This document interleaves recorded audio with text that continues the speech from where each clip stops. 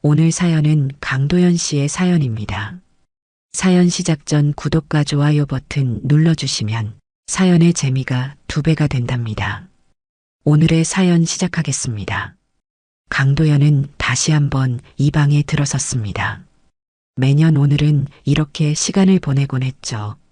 넓은 저택 안에서 유일하게 시간이 멈춘 듯한 이 공간, 30년간 그대로 보존된 딸의 방입니다.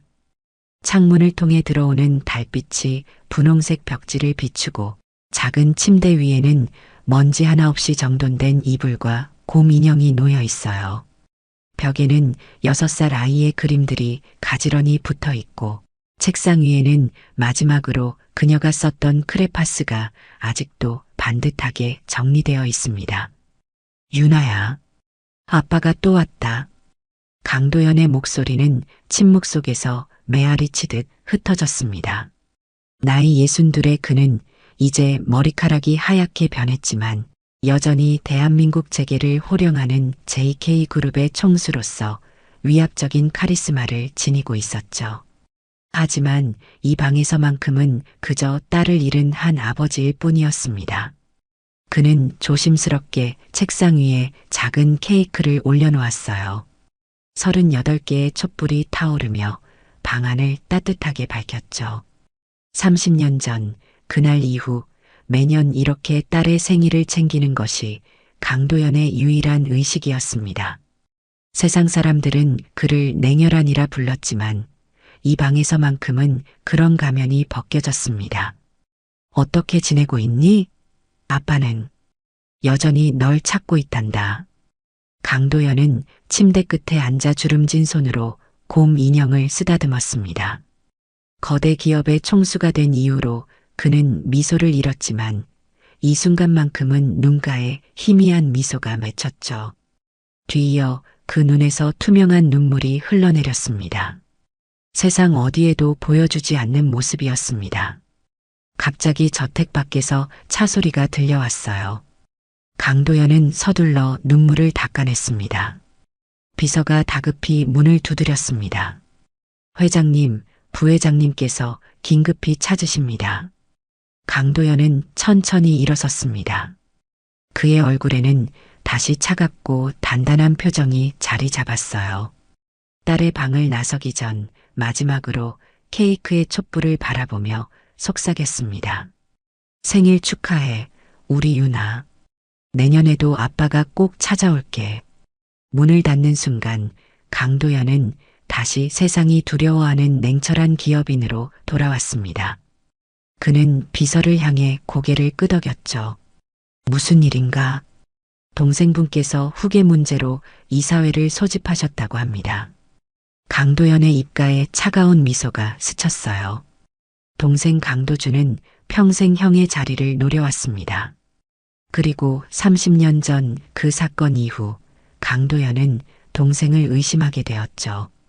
증거는 없었지만 그의 직감은 강도준이 아내와 딸의 실종과 연관되어 있다고 말하고 있었습니다. 차를 준비하게.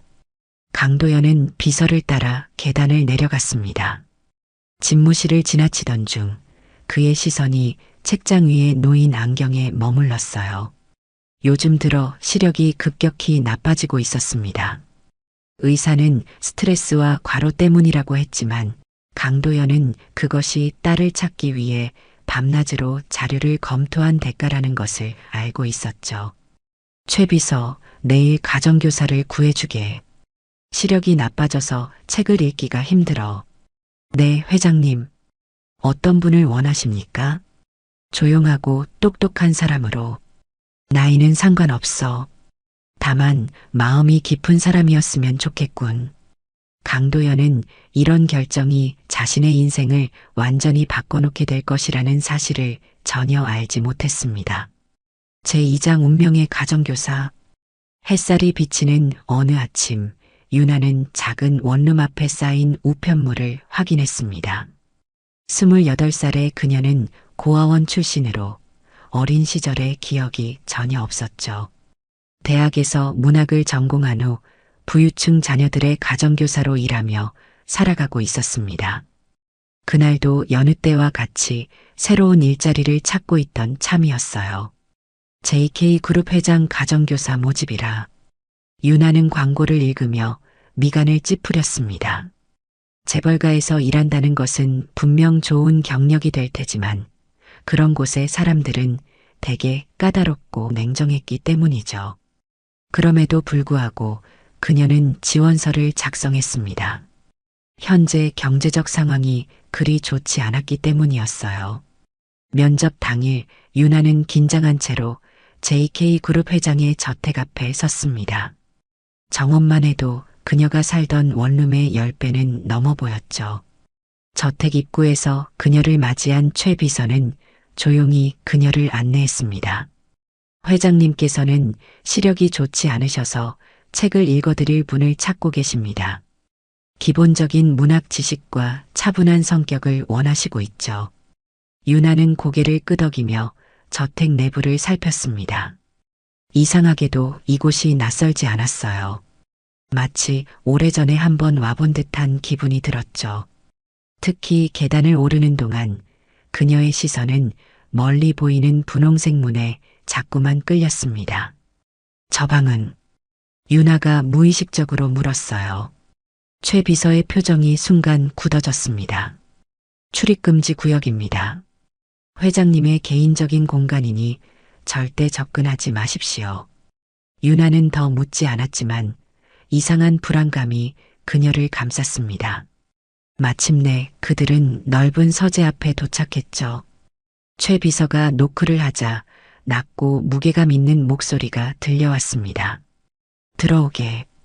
유나가 서재에 들어서자 창가에 서 있던 노인이 천천히 돌아섰습니다. 강도연의 눈빛은 날카로웠지만 유나를 보는 순간 그의 표정이 미묘하게 변했어요. 마치 유령을 본 듯했죠. 안녕하세요. 가정교사 지원자 유나입니다. 강도연은 말없이 그녀를 바라보았습니다. 유나는 불편함을 느끼며 자신의 이력서를 내밀었죠. 그제야 강도연은 정신을 차린 듯 고개를 저었습니다. 안깨나 문학을 전공했다고? 네, 현대문학을 전공했습니다. 특히 한국 현대소설에 관심이 많았고요. 강도연은 소파에 앉으며 유나를 자세히 살폈습니다. 그녀의 말투와 표정, 심지어 손짓까지도 무언가 그에게 강한 감정을 불러일으키는 듯 했어요.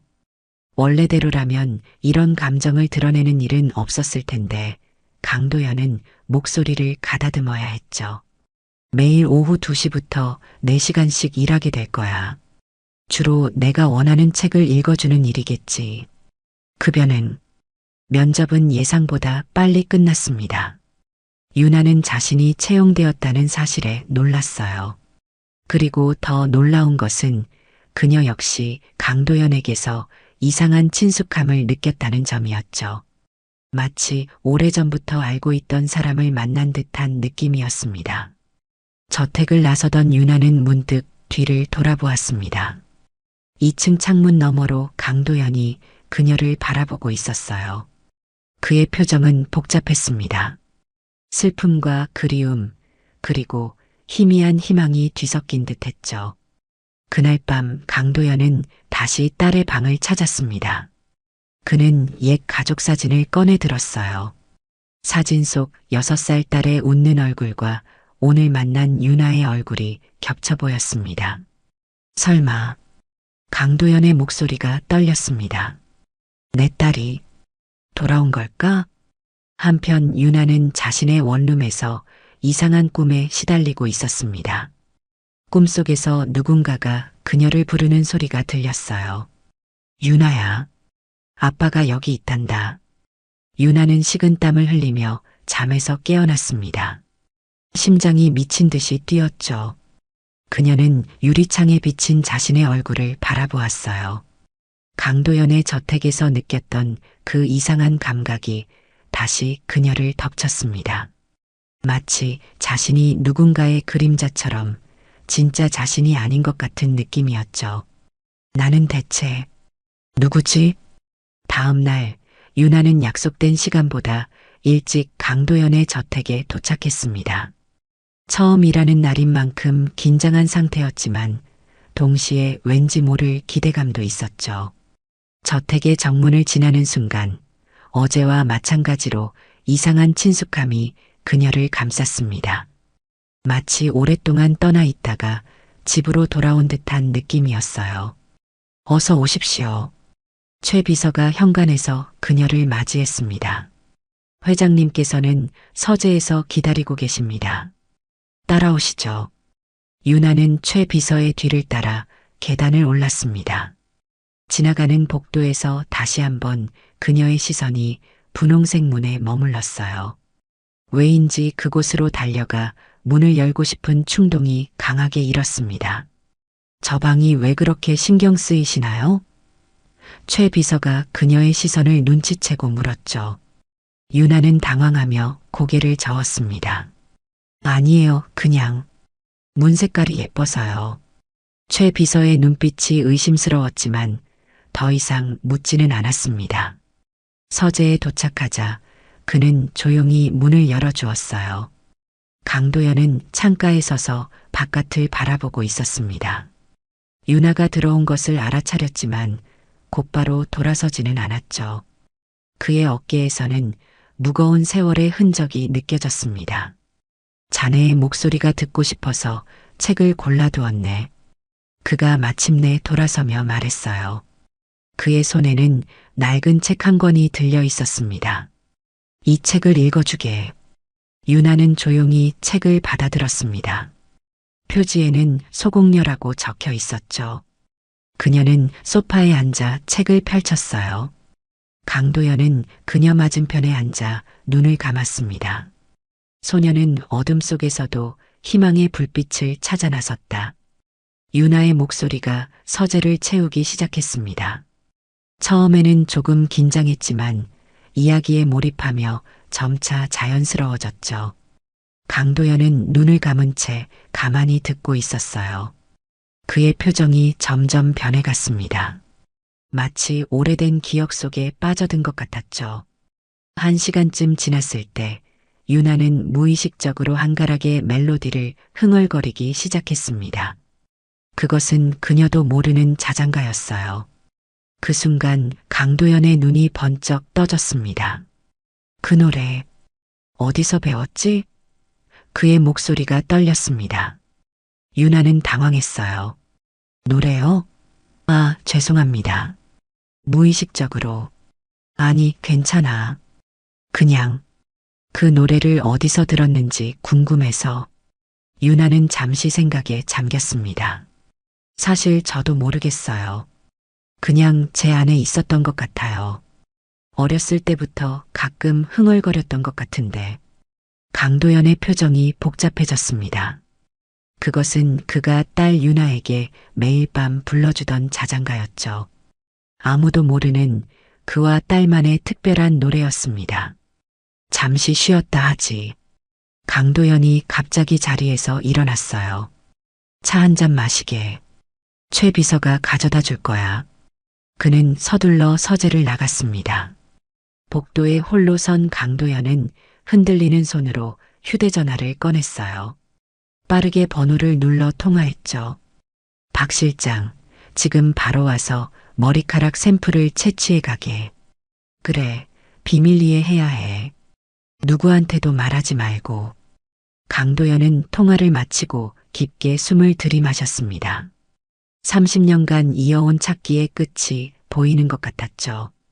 하지만 그는 너무 많은 실망과 좌절을 겪어왔기에 성급한 희망을 품기가 두려웠습니다. 한편 서재에 홀로 남은 유나는 책장을 둘러보다가 우연히 바닥에 떨어진 사진 한 장을 발견했어요. 그것은 오래된 가족 사진이었습니다. 강도현과 아름다운 여인, 그리고 그들 사이에 있는 어린 소녀의 모습이었죠. 유나는 그 사진을 바라보며 이상한 감정에 휩싸였습니다. 마치 거울을 보는 것 같았어요. 사진 속 소녀의 미소가 너무나 낯익었습니다. 갑자기 유나의 머릿속에 단편적인 이미지들이 스쳐 지나갔습니다. 분홍색 방, 창가에서 들려오는 자장가, 큰 곰 인형, 그리고 누군가의 따뜻한 손길. 그녀는 숨이 막힐 듯한 느낌의 사진을 제자리에 급히 놓았어요. 그때 서재 문이 열리고 최 비서가 차를 들고 들어왔습니다. 유나는 당황한 기색을 감추려 애썼죠. 회장님께서 잠시 급한 일이 생겨서 오늘은 여기까지만 하라고 하셨습니다. 최 비서가 말했어요. 내일 다시 오시면 됩니다. 유나는 고개를 끄덕였습니다. 저택을 나서는 길에 그녀는 무의식적으로 고개를 들어 2층의 분홍색 문을 바라보았어요. 그 순간 강한 두통이 그녀를 덮쳤습니다. 누군가의 목소리가 아련하게 들려왔죠. 유나야, 문 밖으로 나오지 마. 아빠가 데리러 올 때까지. 유나는 흔들리는 걸음으로 저택을 빠져나왔습니다. 그날 밤 그녀는 또다시 악몽에 시달렸어요. 어둠 속에서 누군가가 그녀를 끌고 가는 꿈이었습니다. 그리고 멀리서 들려오는 필사적인 외침. 유나야. 강도연의 집무실에는 깊은 침묵이 감돌았습니다. 그는 책상 위에 놓인 서류 한 장을 굳은 표정으로 바라보고 있었어요. DNA 검사 결과였습니다. 결과는 명확했죠. 일치하지 않음. 유나는 그의 딸이 아니었습니다. 확실한가? 강도연이 마침내 입을 열었습니다. 박 실장은 고개를 끄덕였어요. 3번 반복 검사했습니다. 오차의 여지가 없습니다. 강도연은 천천히 안경을 벗어 책상 위에 올려놓았습니다. 그의 눈에는 깊은 실망감이 비쳤어요. 30년 동안 이어온 희망이 또 한 번 산산조각 나는 순간이었죠. 알았네. 나가보게. 박 실장이 나간 후 강도연은 오랫동안 움직이지 않았습니다. 마음 한구석에서는 여전히 의심이 남아 있었어요. 유나가 부르던 그 자장가, 그녀의 표정과 몸짓, 모든 것이 그의 잃어버린 딸을 떠올리게 했는데 어떻게 DNA가 일치하지 않을 수 있을까요? 강도연은 자신도 모르게 딸의 방으로 발걸음을 옮겼습니다. 분홍색 문을 열고 들어가 침대 위에 곰 인형을 바라보았죠. 30년의 세월이 무색하게 그 방은 여전히 6살 소녀의 온기로 가득했습니다. 또 실망만 안겨줘서 미안하구나. 그가 인형에게 말했어요. 그때 갑자기 누군가 노크 소리가 들렸습니다. 강도연은 서둘러 방에서 나와 문을 닫았어요. 복도에는 동생 강도준이 서 있었죠. 형님, 이런 곳에 계셨군요. 강도준의 목소리는 공손했지만 그의 눈빛은 날카로웠습니다. 이사회 자료를 검토하시러 가는 길인데 강도연은 무표정한 얼굴로 고개를 끄덕였어요. 까지. 2사람이 계단을 내려가는 동안 강도준은 형의 표정을 살폈습니다. 그는 이미 DNA 검사 결과를 알고 있었죠. 사실 그것은 강도준이 조작한 것이었습니다. 유나가 돌아왔다는 사실을 알게 된 순간 그는 자신의 30년 전 범행이 드러날까 두려워 서둘러 증거를 조작했던 것이죠. 새로운 가정교사가 마음에 드십니까? 강도준이 무심한 듯 물었어요. 강도연은 잠시 걸음을 멈추었습니다. 왜 묻지? 아니, 그냥요. 요즘 형님께서 좀 달라 보이셔서. 강도연은 동생을 날카롭게 응시했습니다. 30년간 그는 항상 동생을 의심해왔지만 증거가 없었죠. 하지만 지금 강도준의 눈빛에서 무언가 불안한 기색을 포착했습니다. 유나와 같은 이름을 가진 것뿐이야. 강도연이 담담하게 말했어요. 우리 유나는 이미 오래전에 죽었다고 생각하네. 강도준의 표정에 안도감이 스쳤습니다. 강도연은 그것을 놓치지 않았죠. 그는 마음속으로 더욱 의심을 키웠습니다. 한편 유나는 자신의 원룸에서 강도연의 저택에서 느꼈던 이상한 감각에 대해 생각하고 있었어요. 그녀는 노트북을 켜고 JK그룹 강도연을 검색했습니다. 화면에는 수많은 기사가 나타났죠. 그중 한 기사의 제목이 그녀의 시선을 사로잡았습니다. JK그룹 강도연 회장, 30년 전 실종된 가족 여전히 찾아. 유나는 떨리는 손으로 기사를 클릭했어요. 기사에는 30년 전 강도연의 아내와 6살 딸이 실종되었다는 내용이 있었습니다. 아내는 1년 후 강에서 시신으로 발견되었지만 딸은 끝내 찾지 못했다고 했죠. 그리고 그 딸의 이름은 강윤아였습니다. 유나는 숨이 막히는 듯한 느낌을 받았어요. 기사 속 어린 소녀의 사진을 바라보며 그녀는 자신의 어린 시절 사진이 없다는 사실을 문득 깨달았습니다. 고아원에는 그녀가 7살 때부터의 기록만 있었죠. 그 전의 기억은 완전히 공백이었습니다. 설마, 유나의 목소리가 떨렸어요. 그녀는 서둘러 거울 앞으로 가서 자신의 얼굴을 바라보았습니다. 그리고 노트북 화면 속 강도연의 젊은 시절 사진과 비교해 보았죠. 턱선, 눈매, 입술 모양. 묘한 유사성이 느껴졌습니다. 갑자기 머릿속에 강한 통증이 밀려왔어요. 깜빡이는 이미지들.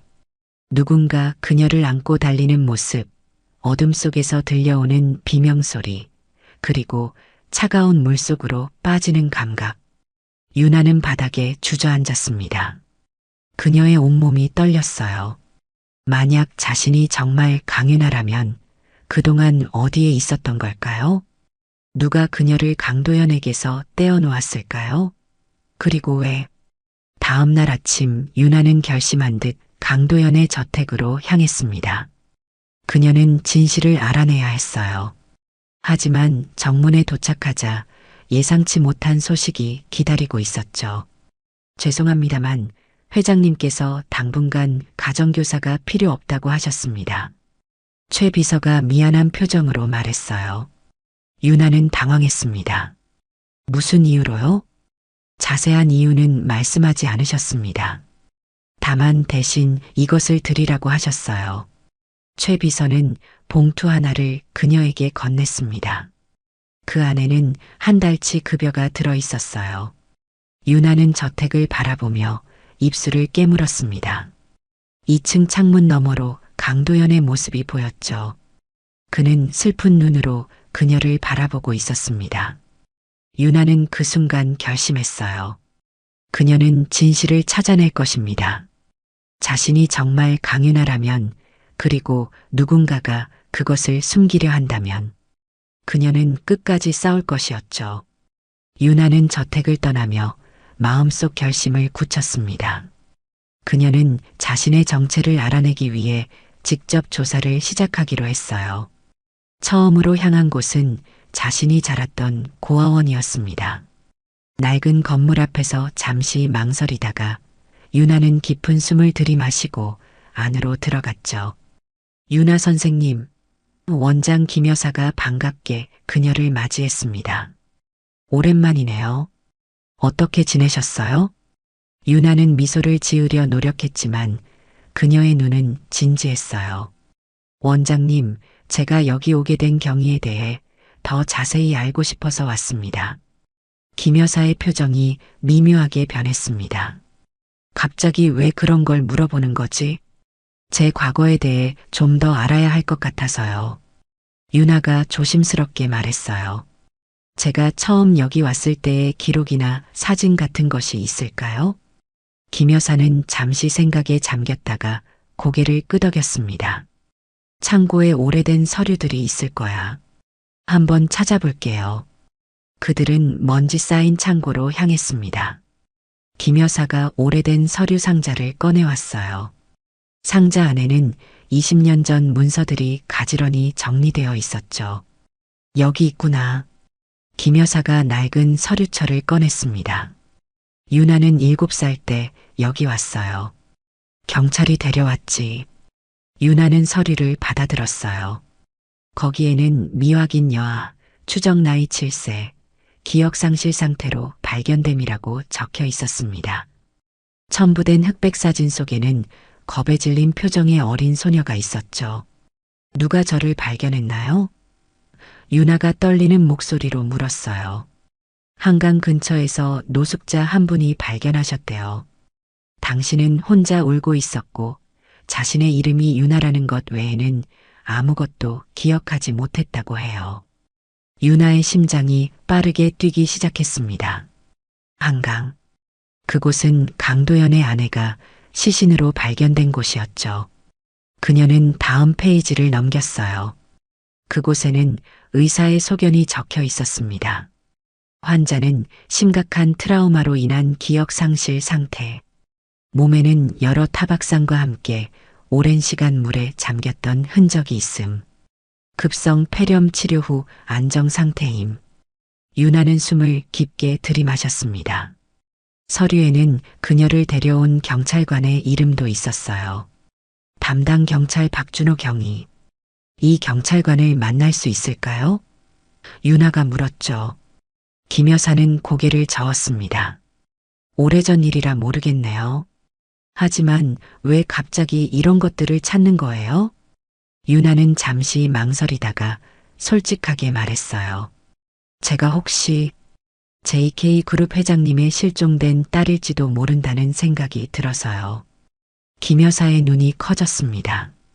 그녀는 할 말을 잃은 듯 했어요. 하지만 그때 창고 문이 열리며 누군가 들어왔죠. 원장님 전화가. 직원이 말을 멈추고 유나를 바라보았습니다. 아, 유나 선생님. 그 순간 김 여사의 표정이 변했어요. 나중에 다시 이야기하자. 지금은 바빠. 유나는 어쩔 수 없이 고아원을 나왔습니다. 하지만 그녀는 포기하지 않았어요. 다음 목적지는 경찰서였죠. 그녀는 박준호 경위를 찾아야 했습니다. 경찰서에서 유나는 운이 좋았어요. 박준호는 이제 경정으로 승진해 있었지만 여전히 같은 경찰서에서 근무하고 있었습니다. 그를 만나기까지는 조금 시간이 걸렸지만 결국 면담할 수 있었죠. 박준호 경정님이세요? 유나가 사무실에 들어서며 물었어요. 나이 50대 중반의 남자가 고개를 들었습니다. 네, 무슨 일로 오셨죠? 20년 전에 제가 고아원에 오게 된 일에 대해 여쭤보러 왔어요. 박준호의 눈이 가늘어졌습니다. 당신이 그때 그 아이군요. 유나는 놀랐어요. 저를 기억하시나요? 잊을 수 없는 사건이었으니까. 박준호가 자리에서 일어났습니다. 밖에서 얘기합시다. 그들은 경찰서 근처 공원으로 향했어요. 박준호는 주변을 살피며 조심스럽게 입을 열었습니다. 당신에 대한 사건은 특이했어요. 한강에서 발견됐지만 단순한 실종 아동은 아니었죠. 무슨 의미인가요? 유나가 긴장한 목소리로 물었어요. 당신이 발견되기 몇 주 전 인신매매 조직 하나를 검거했었어요. 그 조직이 한강 근처에 아지트를 두고 있었죠. 우리가 급습했을 때 대부분 도주했는데 그 과정에서 당신이 강으로 떨어진 것 같았어요. 유나의 얼굴이 창백해졌습니다. 인신매매 조직이요? 박준호가 고개를 끄덕였어요. 그 조직은 주로 어린 아이들을 해외로 팔아넘기는 일을 했죠. 당신은 운이 좋은 편이었어요. 조직이 검거되기 전에 이미 당신을 구매하려는 사람이 있었거든요. 누구였죠? 유나의 목소리가 떨렸습니다. 그건 밝혀지지 않았어요. 하지만 박준호가 목소리를 낮추었죠. 수사하면서 이상한 점을 발견했어요.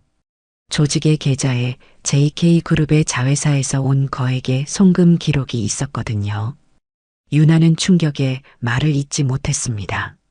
JK그룹과 연관된 누군가가 그녀를 구매하려 했다는 말이었어요. 그녀의 머릿속에 의문이 꼬리를 물었습니다. 만약 자신이 정말 강윤아라면 왜 JK그룹의 누군가가 그녀를 인신매매 조직에 넘겼을까요? 그 후로 수사는 어떻게 됐나요? 유나가 마침내 입을 열었어요. 박준호의 표정이 어두워졌습니다. 수사가 갑자기 중단됐어요. 윗선의 지시라고만 들었죠. 그 후로 당신 사건은 단순 실종 아동으로 처리됐고요. 유나는 심장이 빠르게 뛰는 것을 느꼈습니다. 누군가 의도적으로 그녀의 정체를 숨기려 했던 것이 분명했어요. 그리고 그 뒤에는 JK그룹과 연관된 인물이 있었죠. 경정님, 제가 혹시 JK그룹 회장의 실종된 딸일까요? 박준호는 그녀를 오랫동안 바라보았습니다. 그 가능성이 있다고 생각했어요. 당시 강도연 회장의 딸이 실종된 지 오래되지 않았을 때였으니까요. 하지만 증거가 없었죠. 갑자기 멀리서 검은색 차가 그들을 향해 천천히 다가오는 것이 보였어요. 박준호의 표정이 긴장했습니다. 이제 가봐야 할 것 같군요. 그가 서둘러 자리에서 일어났어요. 조심하세요. 이 일에 관여하는 것은 위험할 수 있어요. 유나는 혼란스러운 마음으로 자리를 떠났습니다. 그녀는 이제 자신이 누구인지에 대한 단서를 찾기 시작했어요. 그리고 그 과정에서 그녀는 더 큰 음모와 위험에 발을 들이게 된다는 사실을 알지 못했습니다. 강도연은 창가에 서서 바깥 풍경을 바라보고 있었습니다. 요즘 그는 평소와 달리 집중력이 흐트러져 있었죠. 유나를 떠나보낸 지 일주일이 지났지만 그의 마음은 여전히 그녀에게 가 있었습니다. DNA 검사 결과가 일치하지 않았음에도 불구하고 그는 직감적으로 유나가 자신의 딸이라고 확신했어요. 회장님, 비서의 목소리에 강도연은 생각에서 깨어났습니다. 박 실장이 보고 드릴 것이 있다고 합니다. 강도연은 고개를 끄덕였어요. 들어오라고 해. 박 실장은 조심스럽게 사무실로 들어와 문을 닫았습니다. 그는 주변을 살피듯 긴장한 표정이었죠. 무슨 일인가? 강도연이 물었어요. DNA 검사 결과에 의문점이 생겨 재검사를 의뢰했습니다. 박 실장이 낮은 목소리로 말했습니다. 그런데 처음 샘플과 두 번째 샘플이 일치하지 않았습니다. 강도연의 눈이 날카로워졌어요. 무슨 뜻인가? 누군가 첫 번째 검사 결과를 조작했다는 뜻입니다. 제가 직접 채취한 두 번째 샘플로 검사한 결과 박 실장은 잠시 숨을 고르다가 말을 이었습니다. 유나 씨는 회장님의 딸이 맞습니다. 일치율이 99.9%입니다. 강도연의 손이 떨렸습니다. 그의 눈에 눈물이 고였지만 그는 감정을 억제하려 애썼어요. 누가 이런 짓을 했지? 아직 확실하진 않지만 첫 번째 검사를 의뢰했을 때 연구소 소장과 연락한 사람이 강도준 부회장님의 비서였다고 합니다. 강도연의 얼굴이 굳어졌습니다. 그는 오랫동안 의심해왔던 진실과 마주하게 된 것이었죠. 동생 강도준이 30년 전부터 모든 것을 계획했다면 아내의 죽음과 딸의 실종에도 그가 관여했다는 의미였습니다. 박 실장, 유나의 행방을 찾아주게. 그리고 강도연의 목소리가 차가워졌어요. 동생의 모든 움직임을 감시하게. 증거가 필요해. 한편 유나는 자신의 작은 원룸에서 노트북으로 30년 전 사건에 대해 검색하고 있었습니다. 강도연의 아내 박미정의 죽음에 관한 기사들을 찾아보던 중 그녀는 흥미로운 점을 발견했어요.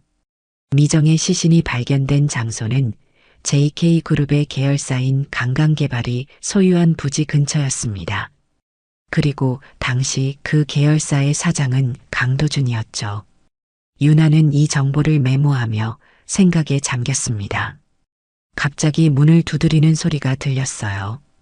그녀는 조심스럽게 다가가 문구멍으로 바깥을 살폈습니다. 복도에는 낯선 남자가 서 있었죠. 누구세요? 유나가 물었어요.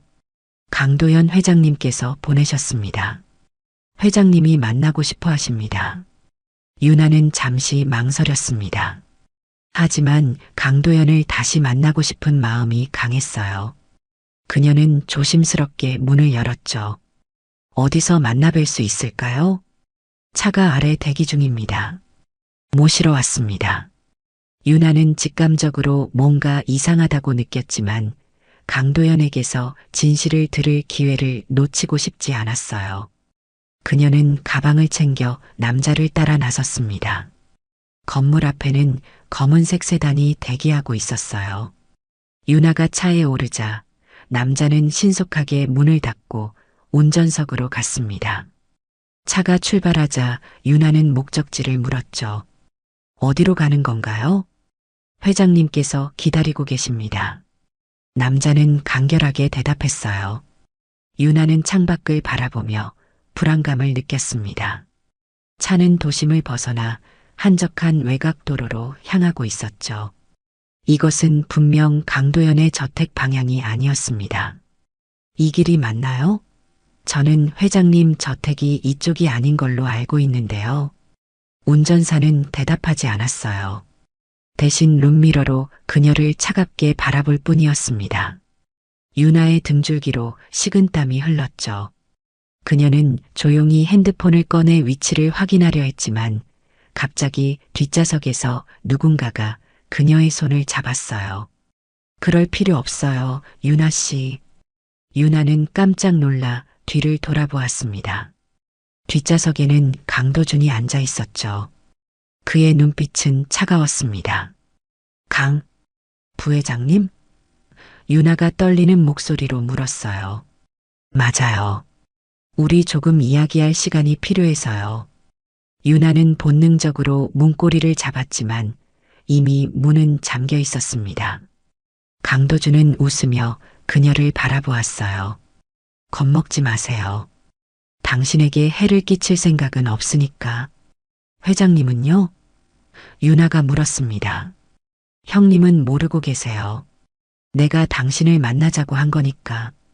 강도준의 목소리는 마치 얼음처럼 차가웠어요. 당신 요즘 뭘 찾고 다니는 거죠? 유나는 침착함을 유지하려 노력했습니다. 무슨 말씀이신지. 경찰을 만났죠? 그리고 고아원도 갔고. 강도준이 말을 자르며 말했어요. 위험한 질문들을 많이 하고 다니는군요. 유나는 침묵했습니다. 강도준이 그녀를 감시하고 있었다는 사실이 충격적이었죠. 당신이 누구인지 알고 싶어 하는 마음은 이해해요. 강도준이 계속했습니다. 하지만 때로는 몰랐던 게 더 행복할 수도 있어요. 저 강유나인가요? 유나가 용기를 내어 물었어요. 강도준의 표정이 순간 경직되었습니다. 그는 잠시 침묵하다가 한숨을 내쉬었죠. 그렇게 생각하고 싶다면 그럴 수도 있겠죠. 하지만 그게 중요할까요? 당신은 지금 20년 넘게 유나로 살아왔고 그동안 아무 문제 없었잖아요. 회장님은 30년간 딸을 찾고 계셨어요. 형님은 과거에 집착하는 사람이죠. 강도준이 차갑게 웃었습니다. 나는 당신에게 제안하려고 해요. 이 모든 일을 잊고 새 출발을 하는 건 어떨까요? 해외로 떠나는 거예요. 모든 비용을 제가 부담할게요. 유나는 강도준의 눈을 똑바로 바라보았습니다. 왜 그렇게까지 하시려는 건가요? 강도준의 눈빛이 변했어요. 형님의 행복을 위해서죠. 30년간의 집착에서 해방시켜드리고 싶어요. 유나는 그의 말이 거짓임을 알았습니다. 강도준은 자신의 범죄가 드러나는 것을 두려워하고 있었죠. 그녀는 이 위험한 상황에서 빠져나가야 했습니다. 생각해 볼게요. 유나가 조심스럽게 대답했어요. 강도준은 만족한 듯 웃었습니다. 현명한 선택이에요. 내일 답을 들을게요. 차는 갑자기 도심으로 방향을 바꾸었고 얼마 후 유나의 원룸 앞에 멈췄습니다. 강도준은 그녀에게 마지막 경고를 했어요. 오늘 있었던 일은 비밀로 해요. 그리고 더 이상 과거를 파헤치지 마세요. 당신을 위해서도 그게 좋을 거예요. 유나는 차에서 내리며 강도준을 마지막으로 바라보았습니다. 그리고 그 순간 그녀는 결심했어요. 강도연을 찾아가 모든 진실을 말해야 했습니다. 그날 밤 유나는 잠을 이루지 못했습니다. 강도준과의 만남은 그녀에게 큰 충격이었지만 동시에 중요한 단서를 제공했죠. 그의 행동은 유나가 정말 강윤아의 가능성이 높다는 것을 증명했습니다. 그리고 강도준이 자신의 과거를 숨기려 한다는 사실은 그가 30년 전 사건의 배후에 있을지도 모른다는 의심을 키웠어요. 새벽녘 유나는 결단을 내렸습니다. 그녀는 강도연을 직접 만나야 했어요.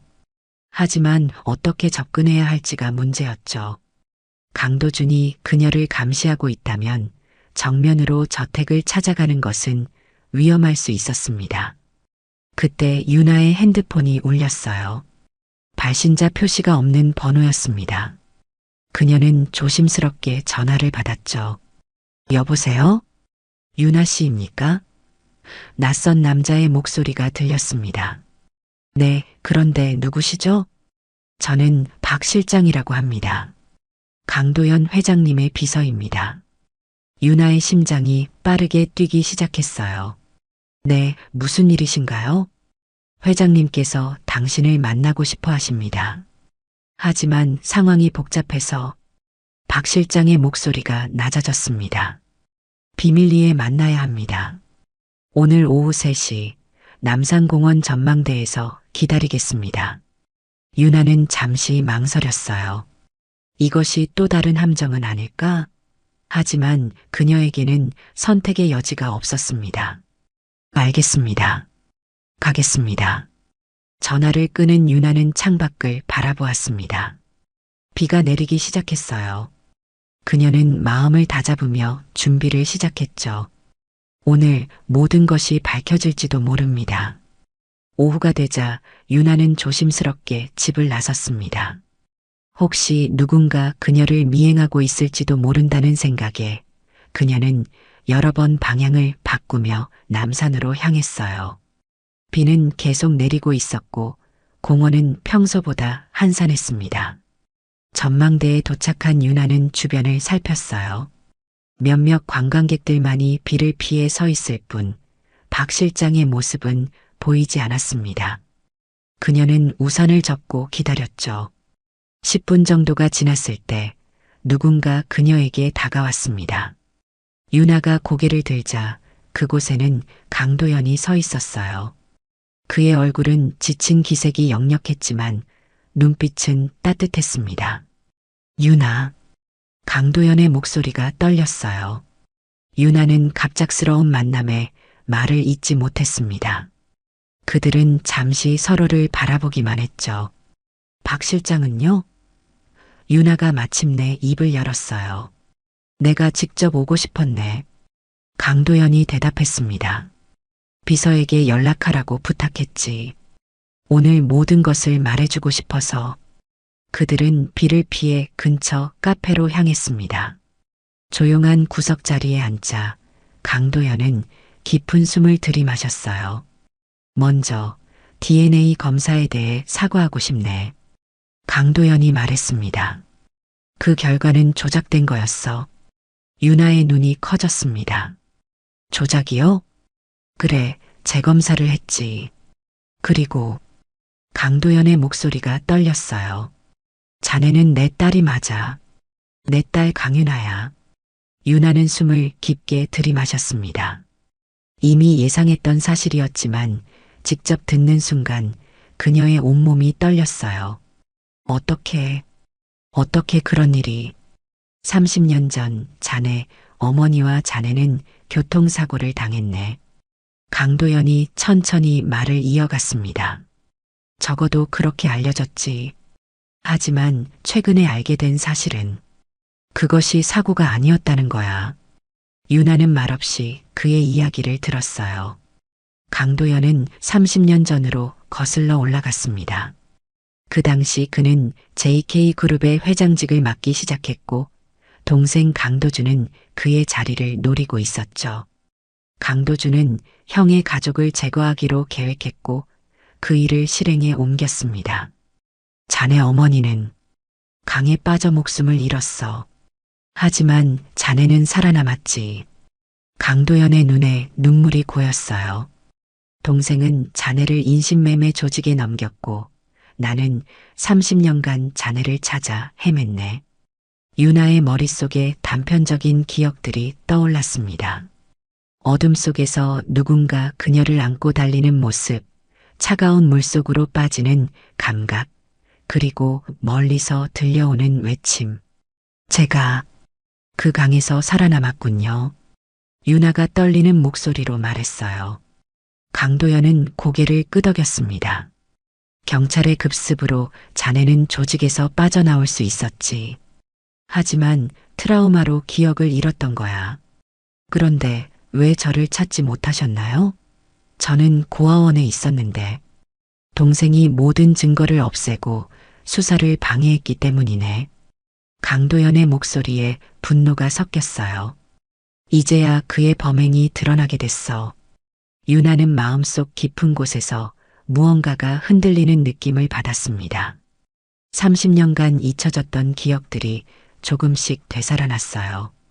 분홍색 방, 고민영, 그리고 강도연이 매일 밤 불러주던 자장가.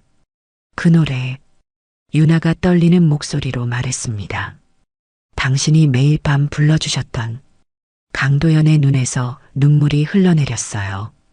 기억나? 유나도 눈물을 참을 수 없었습니다. 그녀의 가슴에는 오랫동안 느껴보지 못했던 감정이 차올랐어요. 아버지에 대한 그리움, 어머니에 대한 슬픔, 그리고 자신의 정체성을 되찾은 안도감이 뒤섞였습니다. 아버지. 유나가 처음으로 그를 부르자 강도연은 더 이상 참을 수 없다는 듯 그녀의 손을 꼭 잡았습니다. 얼마나 기다렸는지 모르네. 내 딸. 그의 목소리가 흔들렸어요. 그 순간 카페 밖에서 검은색 차가 멈추는 것이 보였습니다. 강도연의 표정이 긴장했어요. 우리가 발견된 것 같아. 그가 서둘러 자리에서 일어났습니다. 유나야, 지금은 동생에게 들키면 위험해. 나를 믿고 따라올 수 있겠니? 유나는 확신에 찬 눈빛으로 고개를 끄덕였습니다. 네, 아버지. 그들은 카페 뒷문을 통해 빠져나왔습니다. 빗속을 뛰어 골목길로 향했죠. 강도연은 유나의 손을 꼭 잡고 있었어요. 이제 그는 다시는 딸을 잃지 않을 것입니다. 하지만 그들의 재회는 이제 시작에 불과했습니다. 강도준은 자신의 범죄가 드러나는 것을 막기 위해 필사적으로 움직일 것이고 유나와 강도연은 이제 진실을 밝히기 위한 위험한 여정에 나서게 될 것이었죠. 비가 내리는 도시의 한 모텔방 강도현과 유나는 창밖을 조심스럽게 살피고 있었습니다. 그들은 카페에서 도망친 후 여러 차례 방향을 바꾸며 추적을 따돌린 끝에 이곳에 도착했죠. 강도현은 누구에게도 위치를 알리지 않기 위해 현금으로 방을 잡았습니다. 당분간 여기서 머물러야 할 것 같구나. 강도현이 피로한 목소리로 말했어요. 박 실장과 연락이 닿을 때까지. 유나는 창가에서 멀어져 침대 끝에 앉았습니다. 그녀의 머릿속은 여전히 혼란스러웠죠. 30년간 잊고 살았던 기억들이 조금씩 되살아나고 있었습니다. 어머니는 어떤 분이셨나요? 유나가 물었어요. 강도연의 눈빛이 순간 부드러워졌습니다. 자네 어머니는 아름다운 사람이었어. 마음이 따뜻하고 항상 웃음을 잃지 않았지. 자네는 그녀를 많이 닮았네. 유나는 희미하게 여자의 얼굴을 떠올릴 수 있었습니다. 미소 짓는 그 얼굴, 자신을 안아주던 따뜻한 손길, 그리고 마지막 순간의 절규도 기억났어요. 그날 무슨 일이 있었는지 기억나는 게 있니? 강도연이 조심스럽게 물었습니다. 유나는 눈을 감고 깊게 생각했어요. 어머니와 함께 차에 타고 있었어요. 그런데 갑자기 다른 차가 우리를 들이받았죠. 그리고 어머니가 저를 안고 차 밖으로 뛰어내렸어요.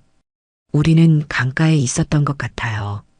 강도연의 얼굴이 굳어졌습니다. 그래, 한강 근처였지. 누군가 우리를 쫓아왔어요. 유나의 목소리가 떨렸습니다. 어머니는 저를 숨기려고 했는데 그때 남자가 나타나서 어머니를 밀쳤어요. 어머니는 강으로 떨어졌고 유나의 눈에서 눈물이 흘러내렸습니다. 기억하고 싶지 않았던 그 순간이 선명하게 되살아났어요. 그 남자가 삼촌이었나요? 강도연은 무거운 침묵 속에 고개를 끄덕였습니다. 모든 증거가 그를 가리키고 있어. 왜 그랬을까요? 자신의 형수와 조카를. 유나는 이해할 수 없었어요. 강도연은 깊은 한숨을 내쉬었습니다. 욕심 때문이겠지. 내 자리를 탐내던 동생은 내 가족을 없애면 모든 것을 차지할 수 있다고 생각했을 거야. 그때 강도연의 휴대전화가 진동했습니다. 발신자 확인 없이 그는 조심스럽게 전화를 받았어요. 네, 회장님, 박 실장입니다. 안전한 곳에 계십니까? 그래, 유나도 함께 있네. 좋은 소식과 나쁜 소식이 있습니다. 좋은 소식은 30년 전 사건의 증거를 확보했다는 것입니다. 강도준 부회장님의 지시로 인신매매 조직에 송금된 기록과 당시 운전기사의 증언을 확보했습니다. 강도연의 눈빛이 날카로워졌어요. 나쁜 소식은 강도준 부회장님이 모든 힘을 동원해 회장님을 찾고 있습니다. 이사회에는 회장님이 건강상의 이유로 휴식 중이라고 발표했고 본인이 임시로 회장직을 대행한다고 했습니다. 그 자식, 강도연의 목소리에 분노가 실렸습니다. 더 심각한 것은 부회장님이 유나 씨를 찾기 위해 사설 탐정들을 고용했다는 점입니다. 아마도 그녀를 제거하려는 의도로 보입니다. 유나의 얼굴이 창백해졌어요. 강도연은 그녀의 손을 꼭 잡았습니다. 증거는 어디에 있나? 강도연이 물었죠. 안전한 곳에 보관 중입니다. 내일 아침 증거와 함께 검찰에 제출할 준비가 되어 있습니다. 좋아. 우리도 내일 아침 그곳으로 가겠네. 통화를 마친 강도연은 유나를 바라보았습니다. 내일이면 모든 것이 끝날 거야. 30년의 비밀이 밝혀지고 동생은 마땅한 대가를 치르게 될 거야. 유나는 고개를 끄덕였지만 그녀의 마음은 여전히 불안했어요. 정말 끝날까요? 삼촌은 지금까지 모든 증거를 없애고 진실을 숨겨왔잖아요. 이번에는 달라. 강도연이 단호하게 말했습니다. 내가 30년간 준비해온 순간이야. 그날 밤 유나는 오랜만에 편안하게 잠들 수 있었습니다. 비록 초라한 모텔 방이었지만 아버지가 옆에 있다는 사실만으로도 그녀는 안전함을 느꼈어요. 강도연은 잠들지 않고 밤새 창가에 앉아 경계를 늦추지 않았습니다. 그는 30년 만에 되찾은 딸을 다시 잃을 수 없었죠. 새벽녘 갑작스러운 소음에 강도연이 잠에서 깨어났습니다. 그는 자신도 모르게 졸았던 것 같았어요. 창밖을 살피자 모텔 주차장에 여러 대의 차가 들어오는 것이 보였습니다. 강도연은 즉시 위험을 감지했죠. 유나야, 일어나. 그가 딸을 흔들어 깨웠습니다. 가야 해. 유나는 잠에서 깨어나 주변 상황을 빠르게 파악했어요. 그들은 서둘러 짐을 챙겼습니다. 하지만 이미 누군가가 그들의 방문 앞에 도착한 소리가 들렸죠. 뒷문으로 나가자. 강도연이 낮은 목소리로 말했어요. 그들은 조용히 욕실 창문을 통해 밖으로 나갔습니다. 비는 그쳤지만 아침 공기는 차가웠어요. 강도연은 유나의 손을 잡고 모텔 뒤편 골목으로 향했습니다. 어디로 가야 하죠? 유나가 숨을 고르며 물었어요. 박 실장이 있는 곳으로 가야 해. 증거를 확보해야. 그때 갑자기 골목 끝에서 두 명의 남자가 나타났습니다. 강도연은 유나를 자신의 뒤로 숨겼어요. 다른 길로 가자. 하지만 그들이 방향을 바꾸려는 순간 뒤에서도 발소리가 들려왔습니다. 그들은 이미 포위된 상태였죠. 아버지. 유나의 목소리가 떨렸어요. 강도연은 주변을 살폈습니다. 그들이 서 있는 곳 옆에는 작은 창고 문이 있었어요. 그는 재빨리 문을 열고 유나를 안으로 밀어 넣었습니다. 여기 숨어 있어. 내가 그들을 따돌릴게. 안 돼요.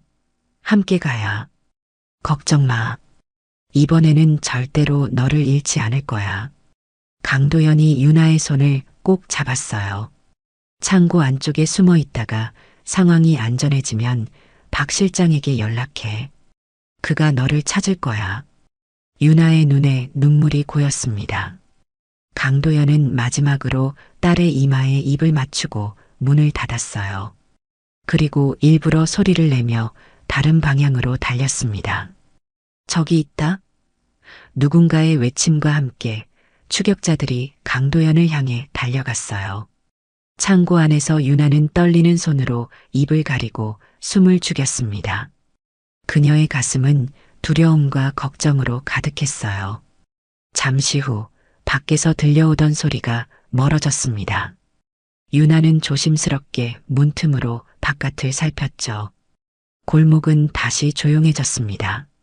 그녀는 아버지의 말대로 창고 안쪽으로 더 깊이 숨어들었어요. 그리고 휴대전화를 꺼내 박 실장의 번호를 눌렀습니다. 하지만 그때 창고 문이 갑자기 열렸어요. 찾았다.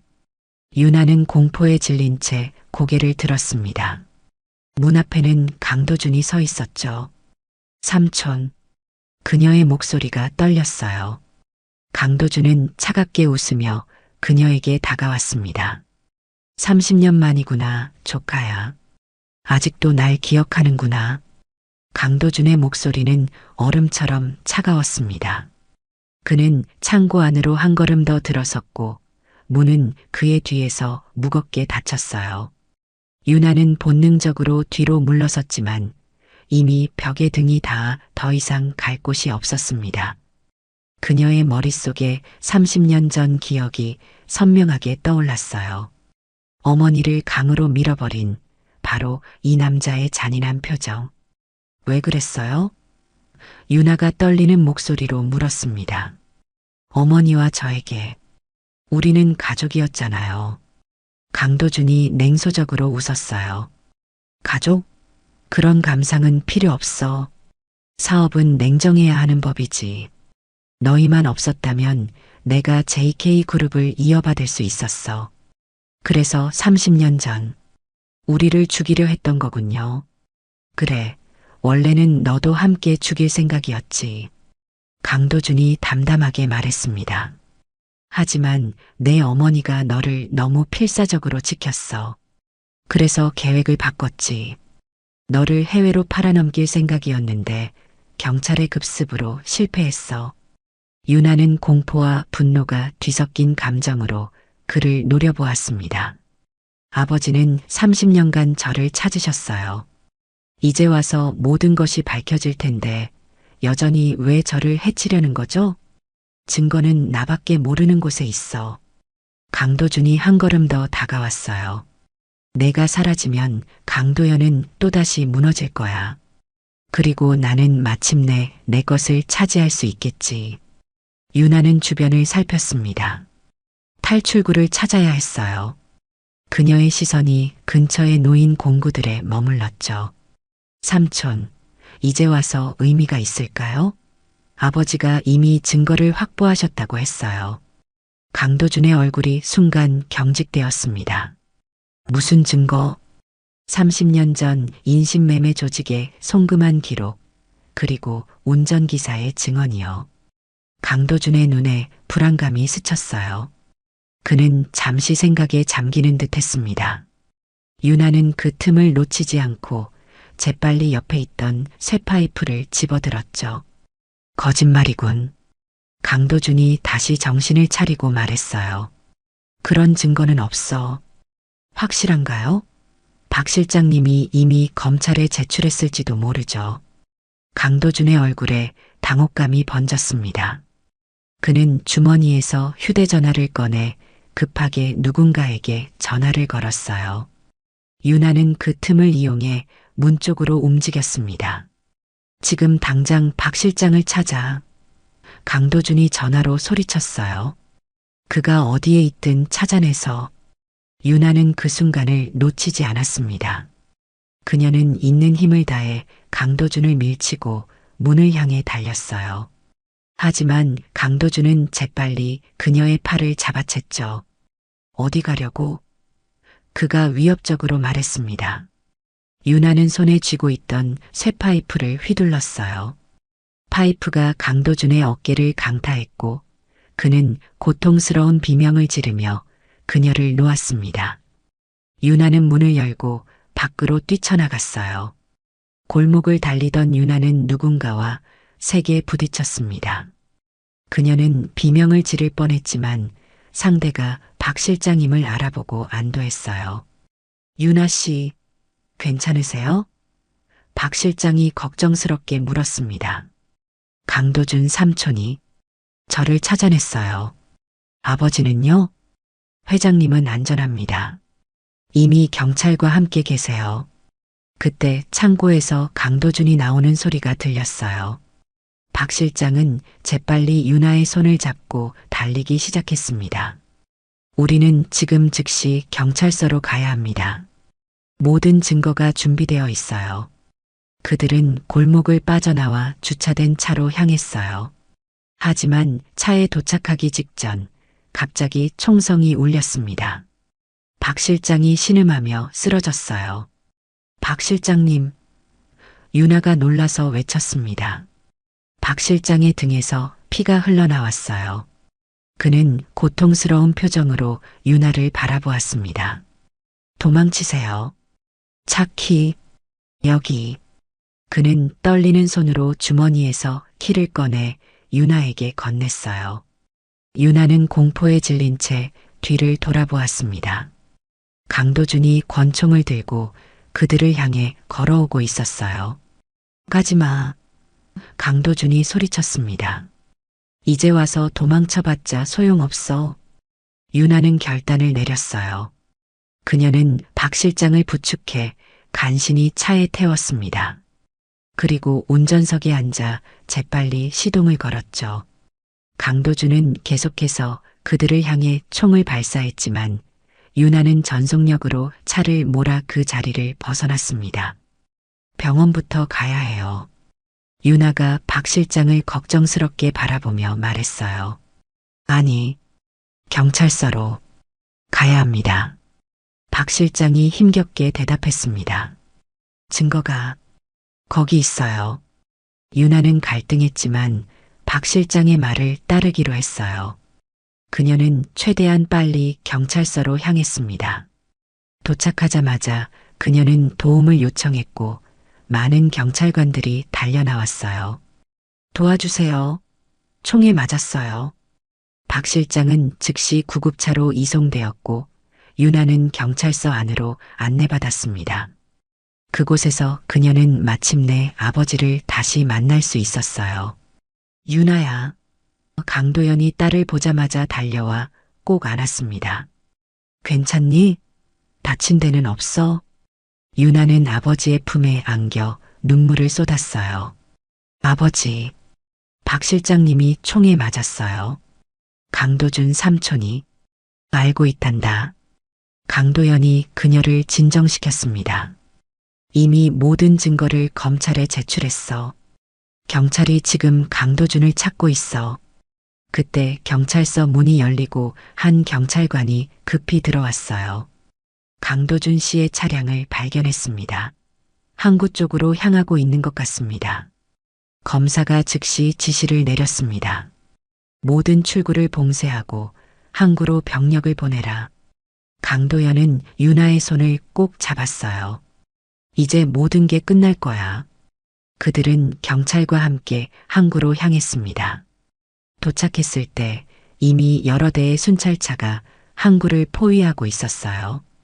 강도준의 차는 부두 끝에 멈춰 있었고 그는 차 밖에 서서 경찰들과 대치 중이었습니다. 물러서 더 가까이 오면 쏠 거야. 강도준이 권총을 들고 소리쳤어요. 강도연은 경찰의 만류에도 불구하고 앞으로 나섰습니다.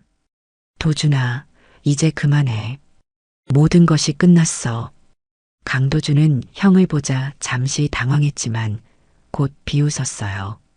끝이라고? 내가 지금까지 살아온 방식을 잊었나? 나는 절대 포기하지 않아. 30년 전 내가 한 일 모든 증거가 이미 검찰에 넘겨졌다. 강도연이 차분하게 말했습니다. 이제 와서 도망친다고 해결될 일이 아니야. 강도준의 얼굴이 일그러졌어요. 그는 잠시 생각에 잠기는 듯 했지만 갑자기 총구를 강도연에게 향했습니다. 내가 무너진다면 너도 함께 가야지. 총성이 울렸고 유나는 반사적으로 눈을 감았습니다. 하지만 강도연은 쓰러지지 않았어요. 강도준이 방아쇠를 당기는 순간 경찰의 저격수가 그를 먼저 명중시켰던 것입니다. 강도준은 몸을 휘청이다가 바다로 떨어졌어요. 경찰들이 재빨리 물로 뛰어들었지만 강도준은 이미 의식을 잃고 가라앉고 있었습니다. 구조대가 그를 끌어올렸을 때 그는 아직 숨이 붙어 있었지만 위태로운 상태였어요. 이후 며칠 동안 모든 진실이 세상에 밝혀졌습니다. 30년 전 사건부터 최근까지 강도준의 모든 범죄가 언론에 공개되었어요. 강도준은 병원에서 의식을 되찾았지만 그를 기다리고 있는 것은 긴 법정 다툼과 형벌이었습니다. 박 실장은 다행히 목숨을 건졌고 강도연은 그에게 충분한 보상을 약속했어요. 그리고 유나. 이제 강유나로 돌아온 그녀는 마침내 자신의 진정한 정체성을 되찾았습니다. 어느 평화로운 아침 강도현과 유나는 저택의 정원에 앉아 있었어요. 봄바람이 살랑거리며 꽃향기를 실어왔습니다. 이제 어떻게 할 생각이니? 강도현이 물었어요. 유나는 미소를 지었습니다. 우선은 아버지와 함께 30년의 시간을 메우고 싶어요.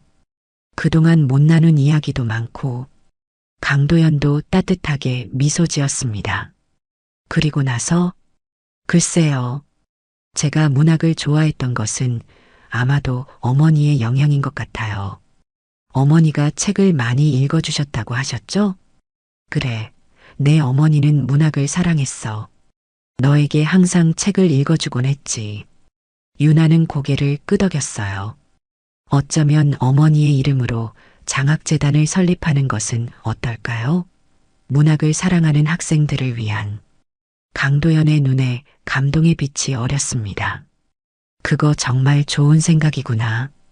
유나는 아버지의 손을 꼭 잡았어요. 30년의 아픔과 기다림 끝에 그들은 마침내 가족으로 다시 시작할 수 있게 되었습니다. 잃어버린 시간은 돌아오지 않지만 그들 앞에는 새로운 미래가 펼쳐져 있었죠. 그날 밤 유나는 어린 시절 자신의 방으로 돌아갔습니다. 분홍색 벽지와 곰 인형이 여전히 그대로였어요. 그녀는 피아노 앞에 앉아 어릴 적 아버지가 불러주던 자장가를 조용히 연주하기 시작했습니다. 멀리서 강도연이 그 소리를 듣고 방으로 들어왔어요. 기억나는구나. 그가 감동한 목소리로 말했습니다. 유나는 고개를 끄덕였어요. 네, 이제 모든 것이 기억나요. 그리고 앞으로 새로운 기억들도 많이 만들 수 있겠죠? 강도연은 딸의 어깨에 손을 얹었습니다. 그들의 앞에는 이제 새로운 삶이 기다리고 있었습니다. 30년의 슬픔과 기다림 끝에 그들은 마침내 진정한 행복을 찾아가기 시작했어요.